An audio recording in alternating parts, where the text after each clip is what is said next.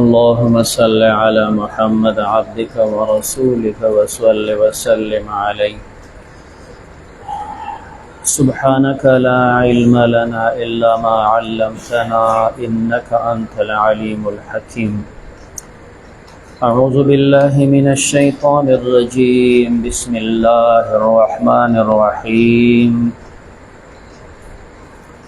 قل إن كان آباؤكم وأبناؤكم وإخوانكم وأزواجكم وعشيرتكم وأموال اقترفتموها وتجارة تخشون كسادها ومساكن ترضونها أحب إليكم من الله ورسوله وجهاد في سبيله فتربصوا حتى سرب محبت نساته.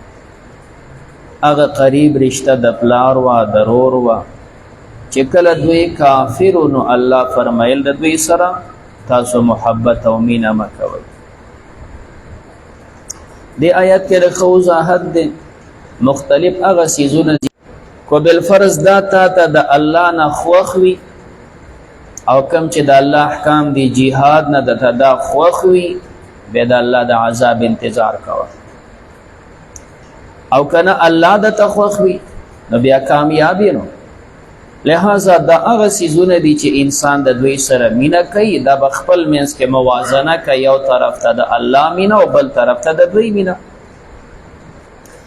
خدا مینه او محبت چې کوم سره دا طبيعي را دا په انسان ګناهګار نه. دویم هغه چې کوم اختیاري روي، یو طرف ته الله دې ته په خپل اختیار د الله نه سونه یریږي، د دې په مقابل کې آیا د الله نه ډیر یریږي که د بل نه ډیر یریږي؟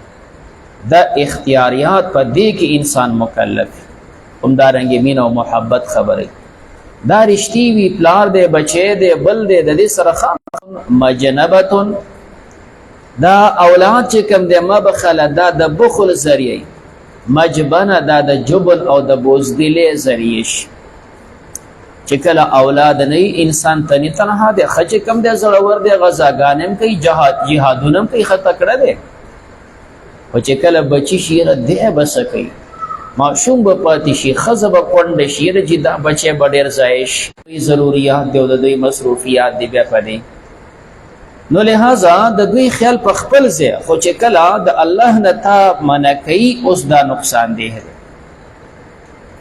نو کله دا منع کېدل ډیر خطرناک شي. ان من اولادکم وازواجکم عدوا لکم وی کله داسې وي چې دا ښځه ستا دشمن شي دا بتونه نه کې اختیاري الله سره محبت ساتي. بیا احادیثو کې ډېر د محبت متعلقه روایات راغلي. پیغمبر علیه الصلاة والسلام فرمایلی دي لا یؤمن احدکم حتى اکون احب الیه من والده وولده والناس اجمعین. او چت کړه نه د دې نور نه هغه پور ایمان کې کمال نشته. حضرت عمر رضی الله تعالی عنه یو ځل پیغمبر علیہ السلام لاس نیولې روان دي د دې محبت پس خبره شو نه ویجی د اور چا نه را تګرانی او چې د خپل ځان ته سوچو کوم د خپل ځان نه دی خوښ دی. بیا پیغمبر علیہ السلام او ته هغه پورې کامل ایمان نه دی چې څوک د خپل ځان نه ته خوښ شوی دی چې د خپل ځان نه ته خوښ او ګران نیم هغه پورې ایمانداری کوي نستا خوښ دی په دینداري دی خوښ دی د الله د پاره سره مینه کوي. وابغض لله دا سړی دی بدی شي ولی بی دینه دی دا سړی د الله نافرمان دی نو په دې دی بدی شي. چا سره احسان کې صرف د الله رضا د پاره بل ته نه ګوري الله په دې خوشحاليږي. الله هر یو سیس کې یو سیس خړل عام خلک ژوند تیری چې کوم د زمیندار دی او څوک به دکاندار یو څوک به د اخرت چلی یو څوک به سکي بس صرف شپې سبا کېږي نو دا ژوند تیرول دی. یو د خونداده چې مثال په تور کېنه او بچي او غون کېنه او په قلار باندې چې کوم دی په خوشاله باندې په خپل طبيعت باندې شخون وته وي او خچې کوم دی ګوري د خپل بچو سره کور سره په خوشاله خوراک کې دا سه هر کار دا تنه خون او مزه اغستل هر سیس کې داسې مسلې وي کنه ته یو کار کوي یو کار کول یو کار نه خون اغستل مثال په تور یو سړی علم کوي، علم دې په خپل ځای وکړو. یو د علم نه خوند اخیستل دي، قرآن ویل دي، دل د قرآن نه خوند اخیستل دي چې ته د قرآن په هر څیز پوهېږي او بیا هغه شانې درس کې دغه شانې ته غوږ دی، دا د قرآن مزه ده. نو د پیغمبر علیه السلام وینا ده د ایمان په مزه پوهېږئ. د ایمان خوند او مزه هغه چا واغسته چې دی صرف د الله او د پیغمبر سره مینه کوي. د الله سره مینه ده، پیغمبر سره مینه ده، داسې مینه بل سره نه وي. دویم د ایمان په مزه او خوند هغه سړی پوهېږي چې دی د چا سره محبت دیږم و ایمان مې برباد نشي، او د ایمان په خوند وایي ته پوهېږي. او که داسې نه وي چې کوم داسې د ایمان په لاس کې نیولی دی، کم ځای کې بله تقاضا او خبر راشي نو د ایمان به کي دا کار به مخکې په ده سره بیا ګورو. نه د ایمان کامل دی او نه د ایمان په خوند پوهېږي. ومن الناس من یعبد الله علی حرف، سورة انبیاء کې مضمون دا روان دی. ومن الناس من یعبد علی حرف، دی چې کوم دی په دې انداز ناست دی چې د ایمان کې ما ته سهولت میلاویږي، بچی مې ډېرېږي، مال مې ډېرېږي، صحت هر څه به اسلام ښه شی دی. خو که نه لږ شانې تکلیف میلاو شو، لږه سخته راشي، یاره زما هغه پلار هم مسلمان نه و، لا چې کوم دی زه د کوم ځای نه مسلمان یم، نو دا اسلام خو نه دی. ایمان دا دی چې یاره مرګ اور کې سوځېدل دا هر څه. اسلام د کافر سره نکاح حرام ګرځولې ده، وجه دا ده چې دا کافر لازمي ده چې ستا دپاره به ډېر غټ رکاوټ جوړېږي. وعشیرتکم، او ستاسو قبیله، دا هغه څیزونه چې تا منع کوي، دا خو نسبونه دي.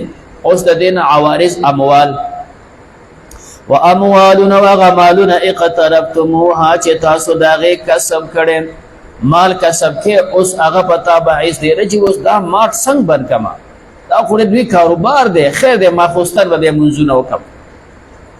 و تجارتون، او تجارت تخشون تاسو یریږئ کسادها، د هغه د کوټه والي، دا لوی کاروبار دی که بالفرض مونځ کومه، یره چې بله چې کوم د دینداري کوم دا خرابېږي، یره چې په غټ کاروبار کې خو ډېر غټ جهاد سره مینه نه کوي او دې سره کوي.